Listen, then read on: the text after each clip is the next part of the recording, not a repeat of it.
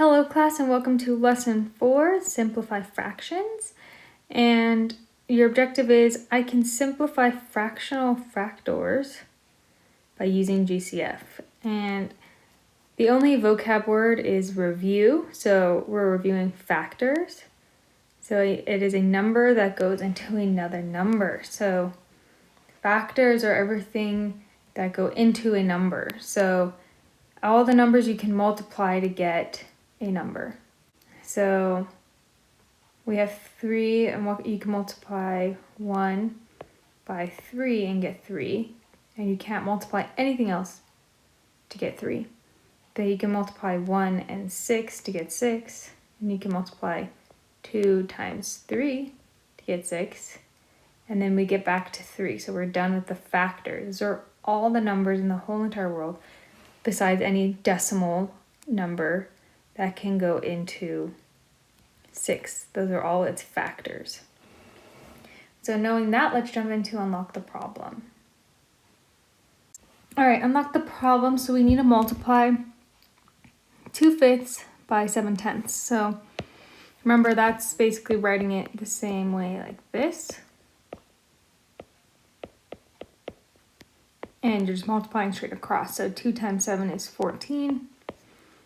5 times 10 is 50. So one way that you've been taught, or I've even taught you, or you may know to reduce, is you take the number that you have or that you found and you divide them. You divide 14 in this case and 50 and into numbers that can go into both 14 and 50. So for example, if 7 can go into 50, then we can divide both of these by 7. But it can't. But I know 2 can go into both of these. So I'm going to divide both of these by 2, which would give us 7, because 14 divided by 2 is 7, and 50 divided by 2 is 25. And now I know nothing else can go into 7. It is a prime number, and 25 isn't a prime number, but the only other number that can go into it besides itself is 5, and 5 cannot go into 7, so we're done here. But this is the real magic of the lesson. So we want to simplify before multiplying. So I'm going to rewrite this. And now, instead of looking at this as 2/5 and 6/10, the reason I write it over the fraction is that these are now all their own little separate numbers. And when we multiply, we would get it under or over a fraction symbol, right? So we are now looking at the top and the bottom numbers. Are there any similarities between the top numbers and the bottom numbers? Yes, there is. 2 and 10 share a factor. The factors that go into 2 are 1 and 2. The factors that go into 10 are 1, 10, 2, and 5. So 2 can go into 10, and 10 can also go into 2. So we can divide both of these by 2. And when we do that, 2 divided by 2 is 1. And I'm going to write my 7 because we didn't do anything to the 7, just like we didn't do anything to this 5. And 10 divided by 2 is 5. Now, are there any other numbers on the top that can go in or have a common factor, not a common multiple, a common factor with the bottom? Some of you may be thinking, well, 5 and 5 share a common factor, which is 5. But they're not on the top and the bottom. We're looking at just the top and the bottom. So no, there's not. Now I can multiply across, which when I do that, I get 7/25. See how it's the same answer? So let's do some steps on how to do that. All right, so here are our steps. Step 1 is to write the problem as a single fraction. So if we're looking at that same example from Unlock the Problem, it was 2/5 times 7/10. And to rewrite that, it would be 2 times 7 over 5 times 10. And we can do that because we're just multiplying straight across. So this is just rewriting it as one cohesive problem. Then step 2, you need to think. You're not actually going to do anything. You're just thinking. So you'll be looking at the problem. Oh, why is it orange? So you'll be looking at your problem and you're going to think, do the numbers in the numerator have anything in common with the numbers in the denominator? And in this case, what they do, we have 2 and 10 that have common factors. So we know they have at least one common factor. So then when you get to step 3, it's to divide the numerator and the denominator by their GCF. So we found the ones that have something in common, which is 2 and 10. If we were to find the GCF, it would be 2, 1 and 2 are the only numbers I can go into. 2 because it's a prime number, and for 10 it's 1, 10, 2, 5. And we can see here, and what we can see here is that the GCF here is 2. It's the only common factor actually.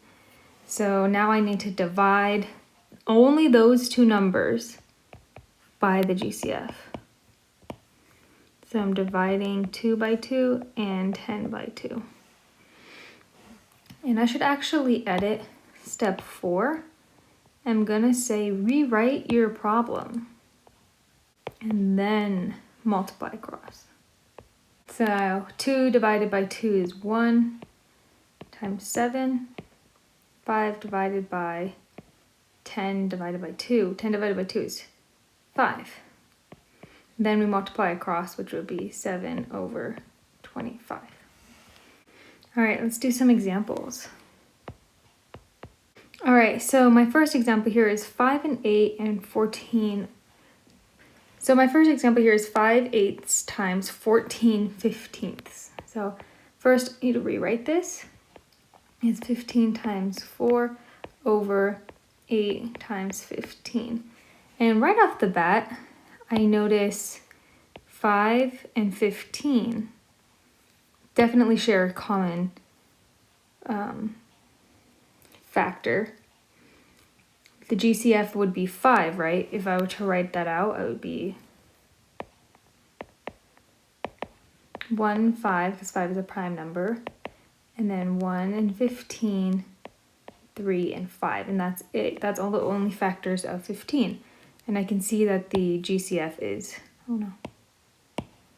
I can see the GCF is 5. So I'm going to divide both of these by 5. I'm going to rewrite this. 5 divided by 5 is 1 times 14. 8 times 15 divided by 5 is 3. Now I know my next step says to now, I've rewritten the problem and multiplied across, but I can see here that 14 and 8 also have a GCF, which if we were to do that, would be 1 and 14, 2 and 7, and that's it. 6 can't go into it, 3 can't go into it, 5 can't, so that's it. And then 1 and 8, 2 and 4, and that's it. That can go into 8. So I can see here my greatest common factor is 2.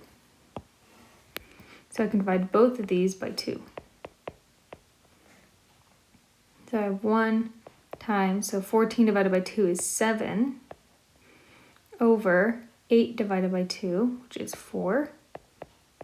Now, is there anything else that can go into 1 or 3? No, these are prime numbers. 7 is a prime number. Nothing can go into it except for 1 in itself. And 2 is the only other number that can go into 4 besides itself and 1. So I'm done. I can now multiply across, which when I do that, I get 7 times 1, which is 7. And 4 times 3, which is 12. And that is in simplest form. As you can see here, it's not necessarily always going to be just one time that you would divide the numerator and the denominator. It could be done twice. Here we did it one time, here we did it another time.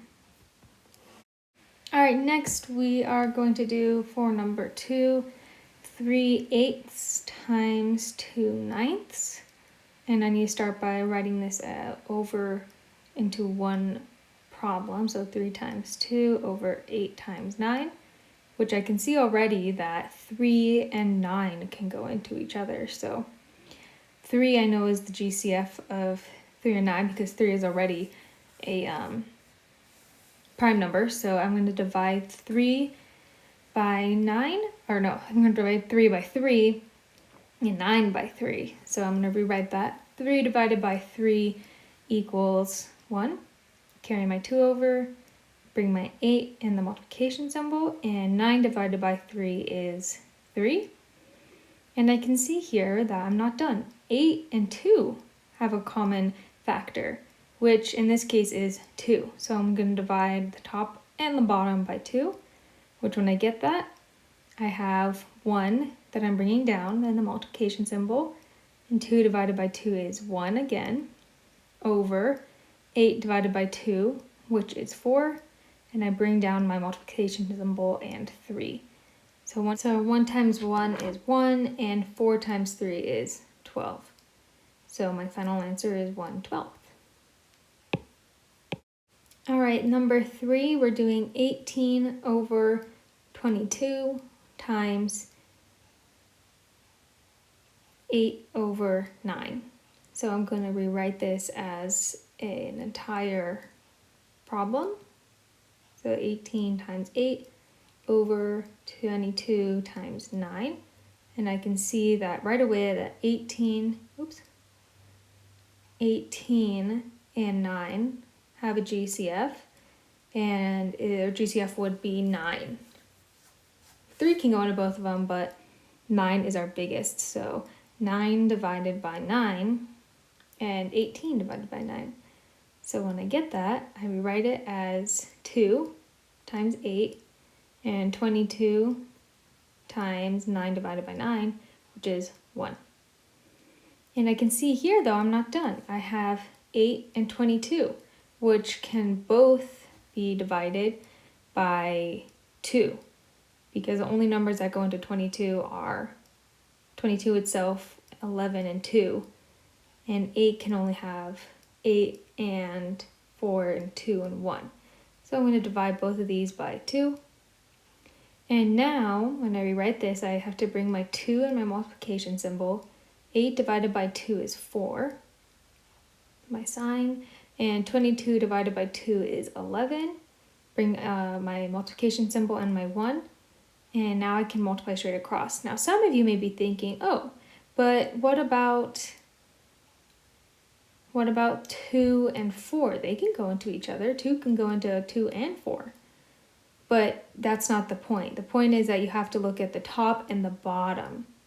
So you only compare the top and the bottom. And 1 can go into 1, 2, and 4, but it's not going to change our answer. So let's just multiply straight across, which would give us 2 times 2 equals 8, and 11 times 1, which equals 11.